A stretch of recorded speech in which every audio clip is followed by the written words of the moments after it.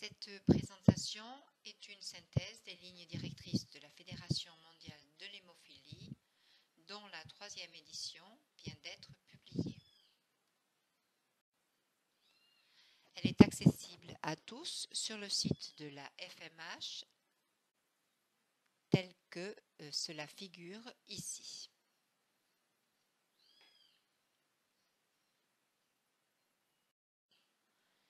Je vais parcourir le 5e chapitre des lignes directrices qui porte sur les agents hémostatiques.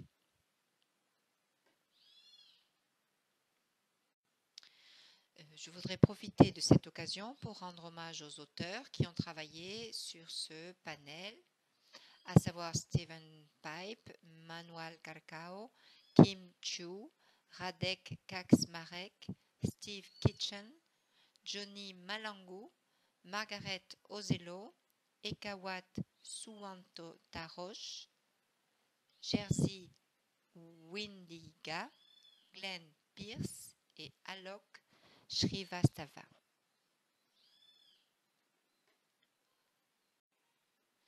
Voici donc l'état des agents hémostatiques tels qu'ils existent actuellement. Il existe différents types d'agents hémostatiques et de thérapies de coagulation pour le traitement de l'hémophilie. Les concentrés de facteurs de coagulation sont le traitement de choix pour les personnes atteintes d'hémophilie. Il existe deux principaux types de ce qu'on appelle les CFC, c'est-à-dire les produits dérivés du plasma viralement inactivé qui sont fabriqués à partir de plasma donné par des donneurs de sang humains, et les produits recombinants qui sont fabriqués à l'aide de cellules génétiquement modifiées avec la technologie de recombinaison. Ces deux principaux types de concentrés de facteurs de coagulation sont les produits de choix. Nous avons récemment assisté au développement de thérapies de remplacement de non-facteurs comme l'hémicizumab, qui offre maintenant un traitement alternatif aux concentrés de facteurs de coagulation traditionnels. Aujourd'hui, lorsque l'accès aux concentrés de facteurs de coagulation et à l'hémicizumab est limité, les prestataires de soins de santé s'appuient encore souvent sur des produits sanguins fabriqués localement tels que le cryoprécipité et le plasma frais congelé pour traiter l'hémophilie.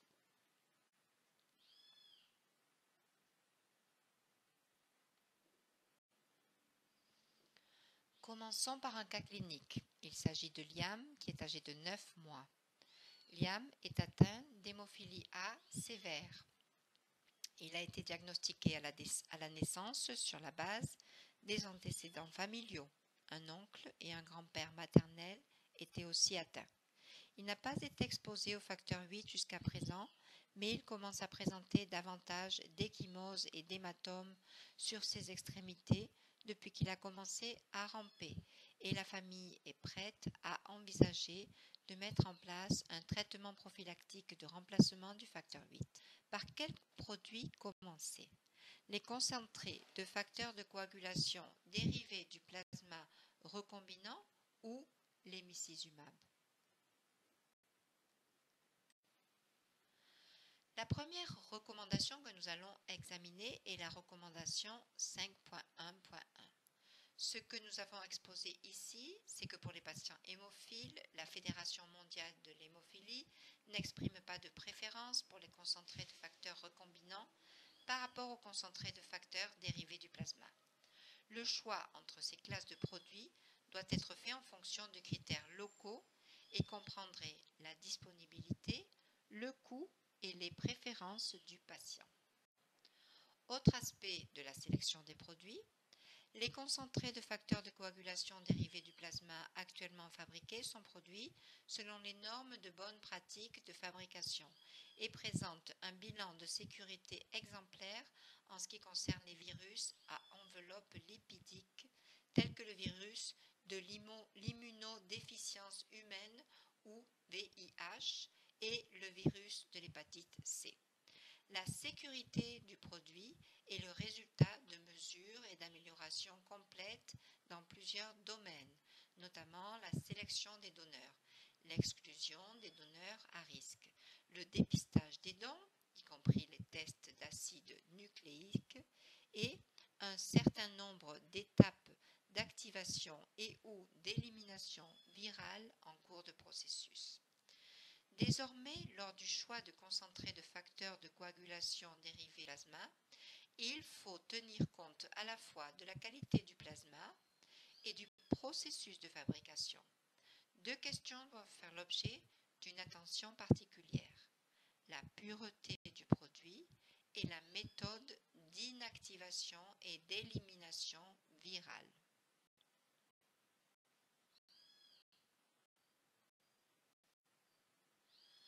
Notre prochaine recommandation est la suivante. Pour les personnes atteintes d'hémophilie, la FMH recommande l'utilisation de produits qui ont été acceptés par les organismes officiels de réglementation responsables de la protection et de la promotion de la santé publique en tenant compte de la qualité du plasma, c'est-à-dire de la pureté du produit et du processus de fabrication qui comprendra des étapes d'inactivation et d'élimination virale. La remarque spécifique à cette recommandation est qu'un produit dérivé du plasma créé par un procédé qui incorpore deux étapes d'inactivation virale ne devrait pas automatiquement être considéré comme meilleur qu'un produit qui ne comporte qu'une seule étape spécifique d'inactivation virale. Si une seule étape est utilisée, cette étape doit, de préférence, inactiver les virus avec et sans enveloppe lipidique. Plus récemment, des produits sous licence utilisent deux étapes orthogonales d'inactivation ou d'élimination virale.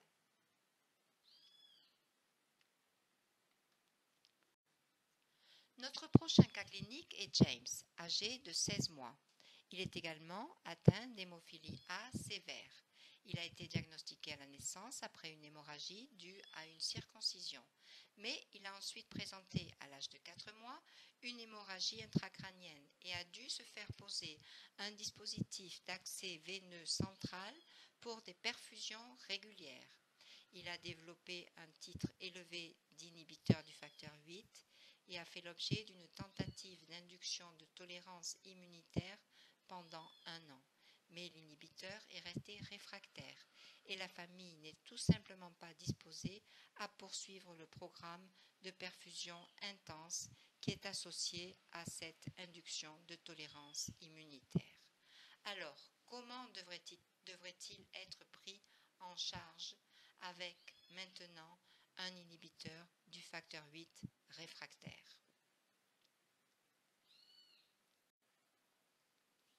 Les agents de contournement sont utilisés pour le traitement et la prévention des complications hémorragiques chez les patients atteints d'hémophilie A ou B qui développent des allo-anticorps contre le facteur 8 ou le facteur 9.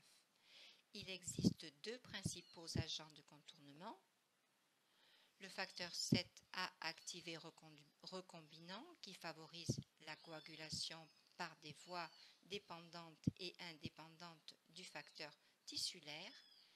Le facteur 7A recombinant se lie au facteur tissulaire pour activer le facteur 10 et le facteur 9 et permet à la cascade de coagulation de reprendre, même en présence d'inhibiteurs.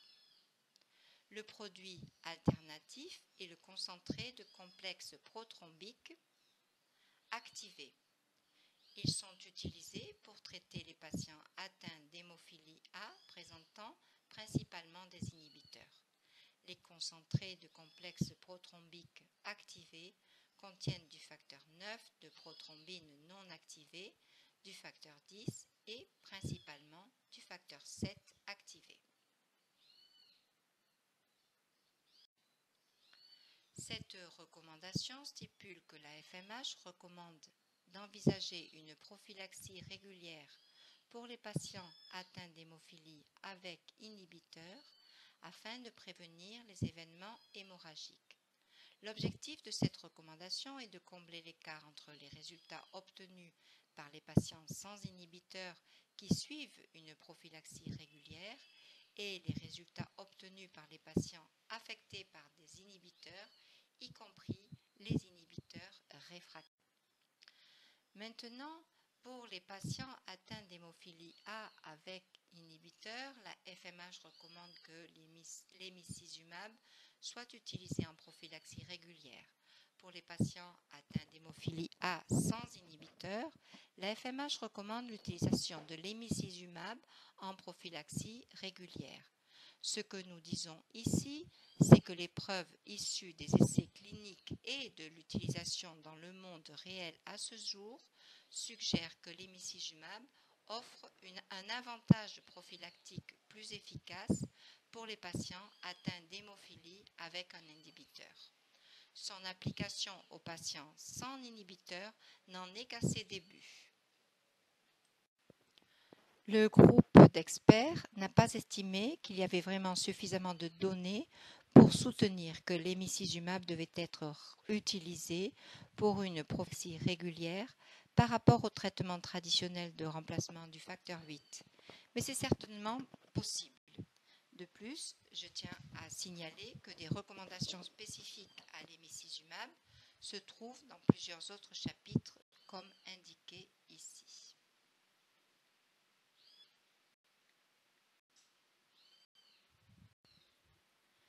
Notre prochain cas clinique se situe dans le domaine de la défense des droits. Henri est à la tête d'une organisation nationale membre, ou ONM, pour un pays considéré à revenu faible à moyen. Et l'ONM cherche à augmenter la couverture des soins pour les patients atteints d'hémophilie. Or, les premiers résultats des interactions avec les autorités sanitaires de ce pays ont indiqué que ces dernières n'étaient disposées à soutenir que l'utilisation de plasma frais congelé ou de cryoprécipité produits localement pour cette population. Quelles sont les recommandations actuelles de la FMH concernant l'utilisation de plasma frais congelé et de cryoprécipité pour la prise en charge des patients atteints d'hémophilie A?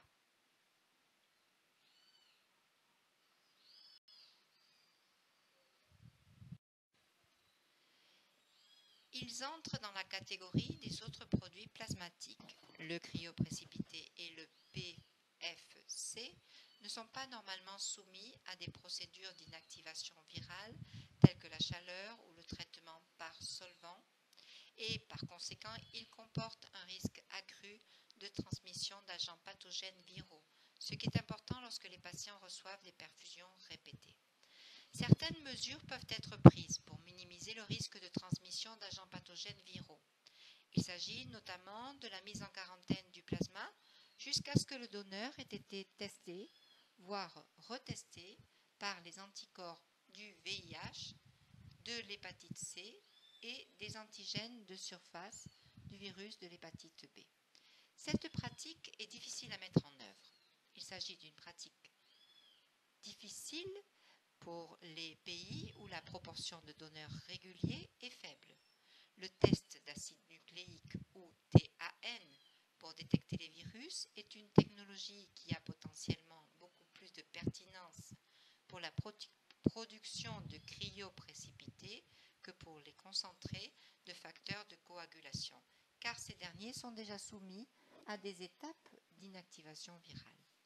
Dans le cadre de cette recommandation pour les patients hémophiles, la FMH recommande fortement l'utilisation de concentrés de facteurs de coagulation dérivés de plasma viralement inactivés ou recombinants, de préférence au cryoprécipité ou au plasma frais congelé.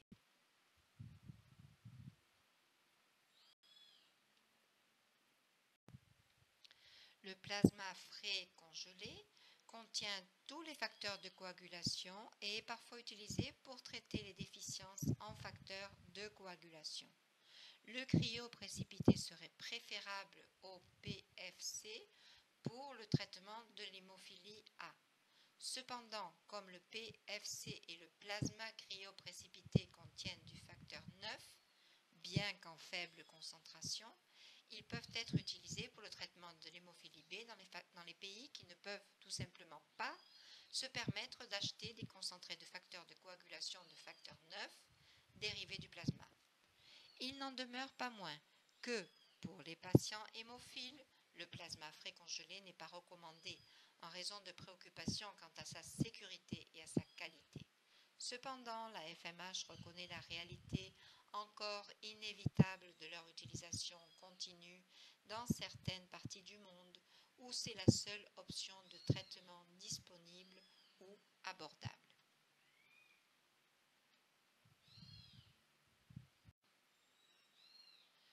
Le cryoprécipité est le concentré insoluble de protéines plasmatiques de haut poids moléculaire qui se précipite lorsque le plasma congelé est lentement décongelé après congélation. Le cryoprécipité contient des quantités importantes de facteur 8 jusqu'à environ 3 à 10 unités par millilitre. Il contient également du facteur de von Willebrand, du fibrinogène et du facteur 13, mais pas de facteur 9 ni de facteur 11.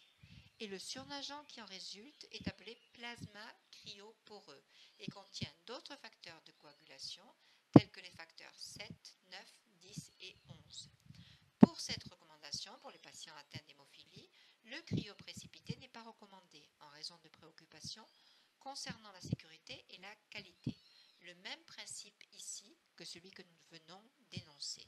L'utilisation du cryoprécipité ne peut être justifiée que dans les situations où les concentrés de facteurs de coagulation ne sont pas disponibles, car il n'y a pas d'avantage prouvé de leur utilisation par rapport aux concentrés de facteurs de coagulation, et il est fortement encouragé d'utiliser les procédures d'activation virale si elles sont disponibles.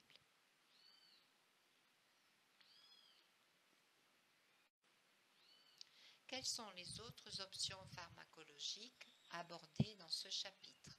Eh bien, en plus des concentrés de facteurs de coagulation, d'autres agents peuvent être très utiles dans une proportion importante de cas et sont souvent utilisés comme traitement d'appoint. Nous allons parler de la desmopressine ou DDAVP, de l'acide tranexamique et de l'acide epsilon aminocaproïque.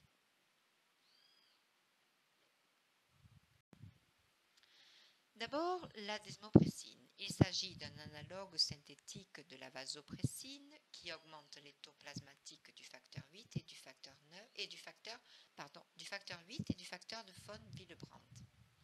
Il pourrait s'agir du traitement de choix pour les patients atteints d'hémophilie A légère ou modérée lorsque le facteur 8 peut être porté à un niveau thérapeutique approprié, car il évite les dépenses et les dangers potentiels liés à l'utilisation de concentrés de facteurs de coagulation, y compris le risque de développement d'inhibiteurs du facteur 8.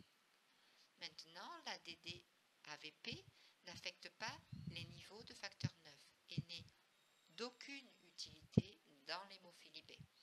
Son utilisation n'est pas autorisée pendant la grossesse, mais elle a été utilisée avec prudence chez des porteuses enceintes pendant le travail et l'accouchement. On peut s'attendre à ce qu'une dose unique de 0,3 microgrammes par kilogramme de poids corporel administrée par voie intraveineuse ou sous-cutanée augmente le taux de facteur 8 de 3 à même 6 fois par rapport au taux de base. En général, les enfants ne doivent pas recevoir de DDAVP plus d'une fois par jour. Chez les adultes, sous étroite surveillance, une administration biquotidienne peut être envisagée.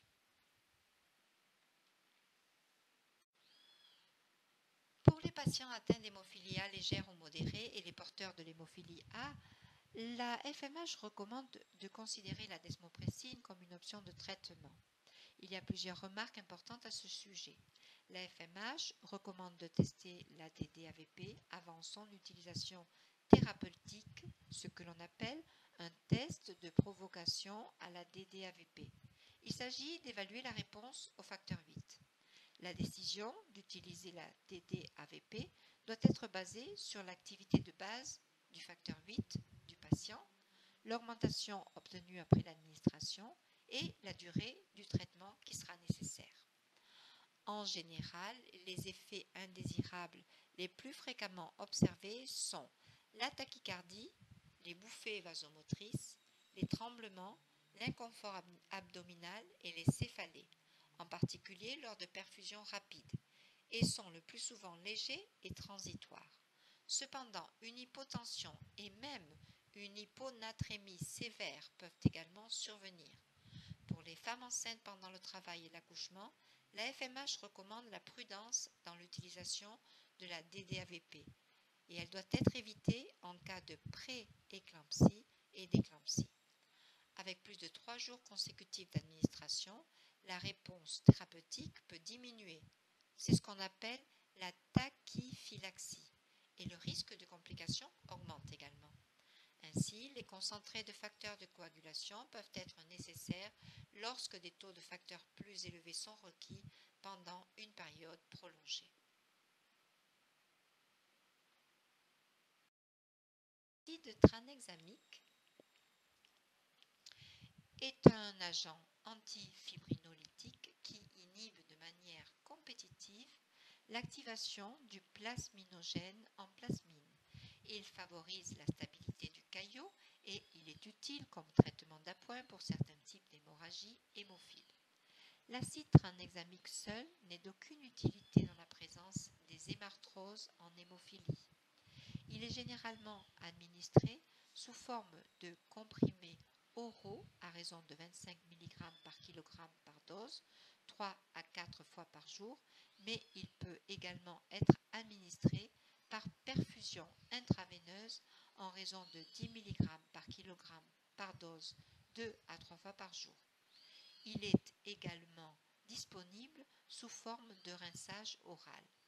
Il est excrété par les reins et la dose doit être réduite en cas d'insuffisance rénale afin d'éviter une accumulation toxique. Il peut être administré seul ou avec des doses standards de concentrés de facteurs de coagulation, y compris les agents de dérivation, tels que concentrés de complexes prothrombiques activés et le facteur 7A recombinant. Il est contre-indiqué chez les patients atteints d'hémophilie B qui reçoivent des concentrés de complexes prothrombiques car il augmente le risque de thromboembolie.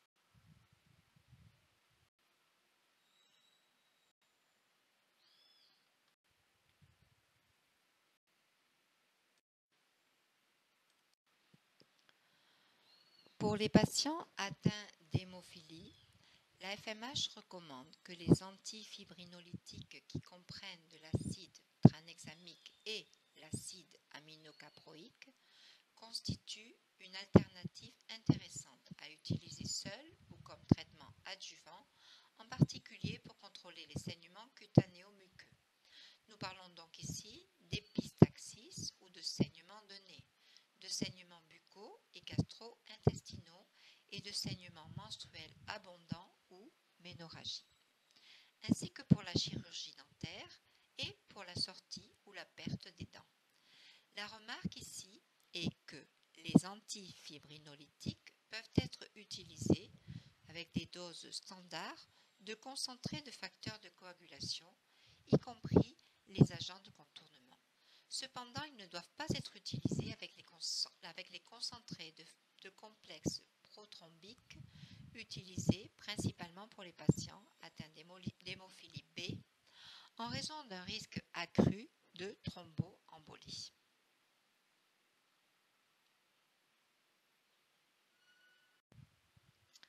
Qu'en est-il de l'acide epsilon aminocaproïque, l'autre agent antifibrinolytique?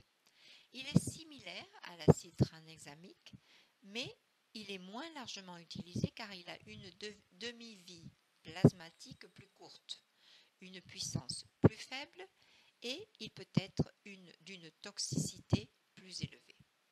Chez l'adulte, l'acide aminocaproïque est généralement administré par voie orale à raison de 100 mg par kg par dose, jusqu'à un maximum de 2 g par dose, ou par voie intraveineuse à raison de 100 mg par kg par dose, jusqu'à un maximum de 4 g par dose, et il peut être administré toutes les 4 à 6 heures jusqu'à un maximum de 24 g par jour.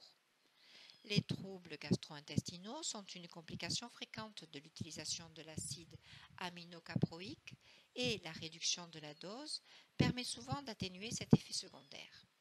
La myopathie est un effet indésirable rare, spécifiquement rapporté en association avec le traitement par l'acide aminocaproïque. Ceci n'a pas été décrit avec l'acide tranexamique. La myopathie, associée à l'utilisation de l'acide aminocaproïque, est souvent douloureuse et associée à des taux élevés de créatinine kinase et peut-être même à une myoglobinurie. Une résolution complète peut être due après l'arrêt du traitement par l'acide aminocaproïque.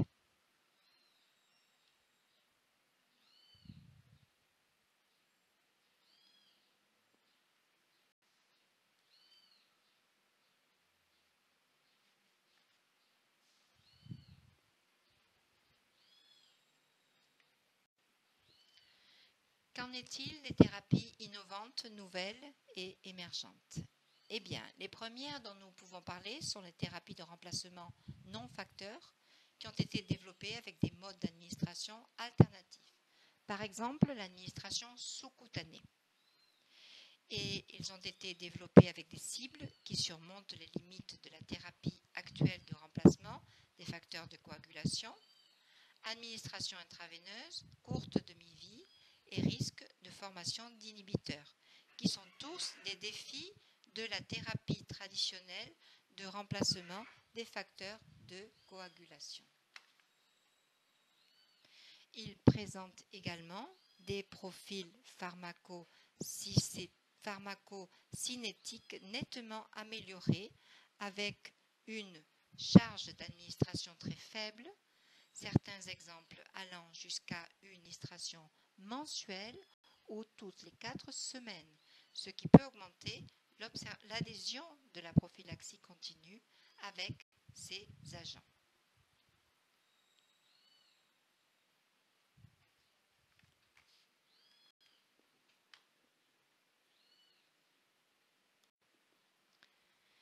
L'emicizumab est le premier de cette catégorie à être approuvé.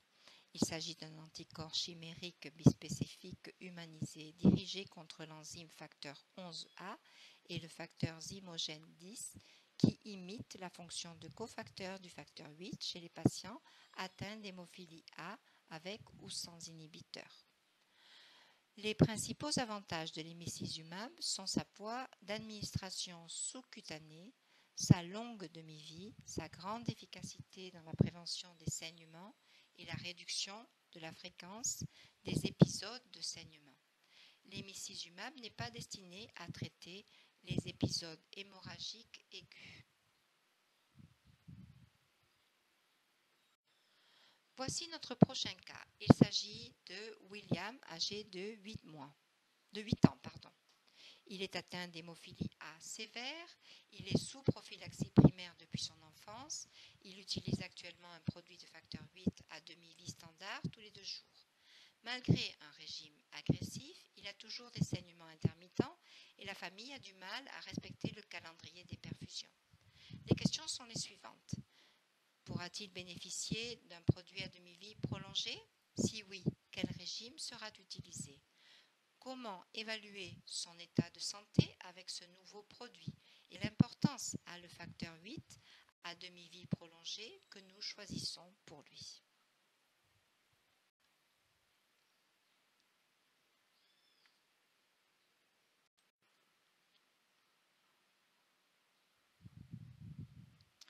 La première recommandation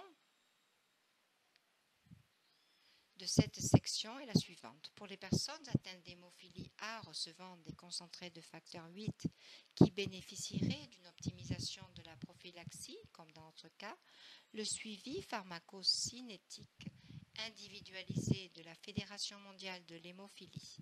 La remarque ici est que les taux maximaux de facteurs doivent être mesurés 15 à 30 minutes après la perfusion pour vérifier la réponse à la dose calculée et la demi-vie plasmatique peut être déterminée soit par une pharmacocinétique complète qui peut impliquer 10 10 à 11 prélèvements sanguins effectués sur une période de 32 à 96 heures, soit par un échantillonnage limité en combinaison avec des estimations pharmacocinétiques de population.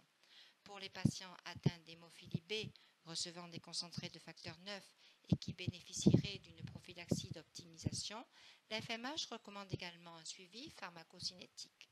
Le groupe d'experts qui a formulé ces recommandations reconnaît le travail considérable effectué ces dernières années sur l'application de nouveaux outils cliniques pour faire progresser le suivi pharmacocinétique individualisé, en particulier grâce à des outils pharmacocinétiques de population.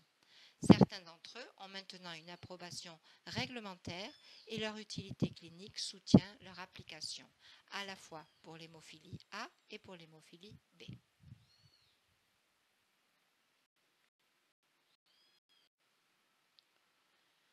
Produits à demi-vie prolongée.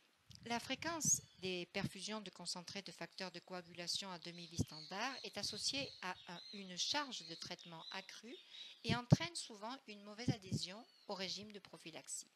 Les produits à demi-vie prolongée ont été développés pour répondre à la nécessité d'essayer de réduire la charge de traitement de la prophylaxie et de maintenir des niveaux minimaux de facteurs plus élevés pour améliorer la prévention des saignements.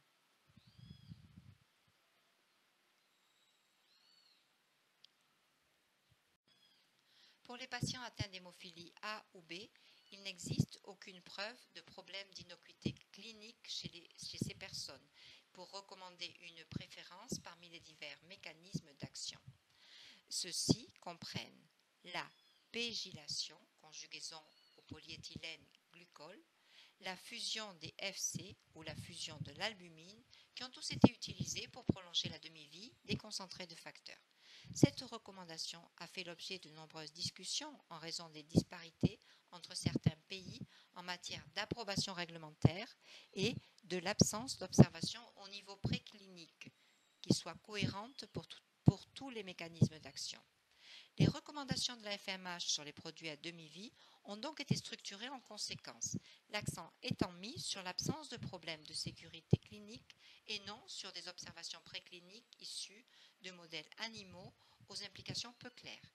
La FMH reconnaît que l'évaluation des observations cliniques et précliniques des produits à demi-vie a entraîné une certaine divergence dans l'approbation réglementaire de certains produits P-gilets, ce qui a eu un impact sur leur homologation pour la prophylaxie et l'application pédiatrique dans certaines régions géographiques. En ce qui concerne les réactions allergiques, elles sont rarement observées pour tous les produits de traitement par perfusion et ont également été observées avec les protéines de fusion. En ce qui concerne les anticorps anti-polyéthylène glycol ou PEG, il n'existe aucune preuve publiée indiquant qu'ils ont des répercussions sur la sécurité clinique des patients hémophiles.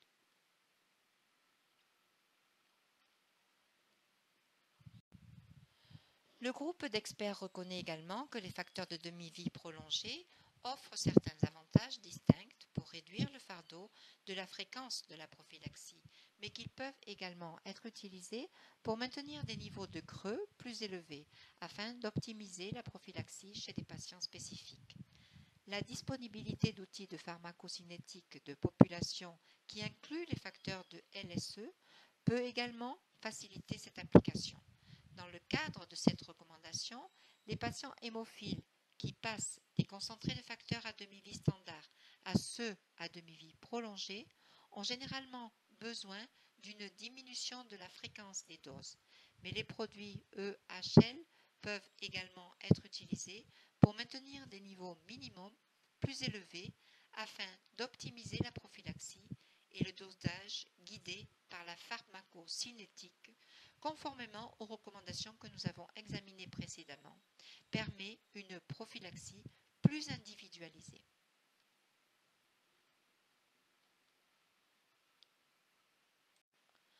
En conclusion, quels sont les thèmes principaux dans ce chapitre? Il y a 3 domaines que je voudrais souligner pour résumer un peu. Tout d'abord, la corroboration avec les lignes directrices antérieures de la FMH. Ces lignes directrices continuent de préconiser fortement les produits viralement inactivés par rapport aux produits non viralement inactivés.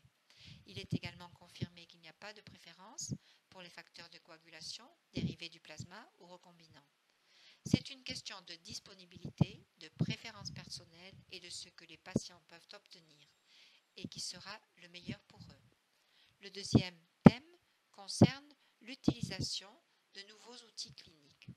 L'utilisation de modèles pharmacocinétiques de population pour les produits à demi-vie standard et à demi-vie prolongée permit une individualisation sans précédent de la prophylaxie et une optimisation réelle de l'utilisation.